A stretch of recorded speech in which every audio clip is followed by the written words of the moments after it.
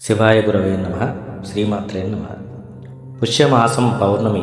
ఆకాశంలో చంద్రుడు సంపూర్ణంగా ప్రకాశించే పవిత్రమైన రోజు.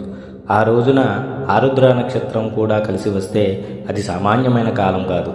ఈ రోజునే శివముక్కోటి అంటారు. అది శివకృప పరిపూర్ణంగా ప్రవహించే మహాకాలం.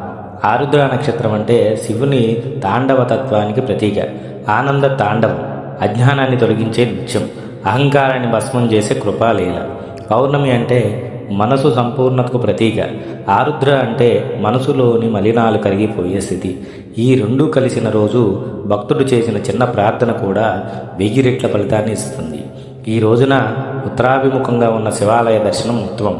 లేనిచో మీ దగ్గరలో ఉన్న శివాలయంలో శివాభిషేకం, ఓం నమః శివాయ జపం, బిల్వపత్రార్చన, అన్నదానం లేదా దీపదానం చేస్తే రోగాలు తగ్గుతాయి, రుణబాధలు తొలగుతాయి, మనశ్శాంతి మరియు దైవానుగ్రహం లభిస్తుంది. శివుడు అడగడు నువ్వెంత ఇచ్చావు అని, నువ్వెంత భక్తితో వచ్చావని మాత్రమే అడుగుతాడు. ఆరుద్ర నక్షత్ర పుష్య పౌర్ణమి రోజున ఒక్కసారి హృదయంతో శివుణ్ణి స్మరిస్తే జీవితంలో దుఃఖాలు కరిగి ఆనంద తాండవం చేస్తుంది. ఓం నమః శివాయ.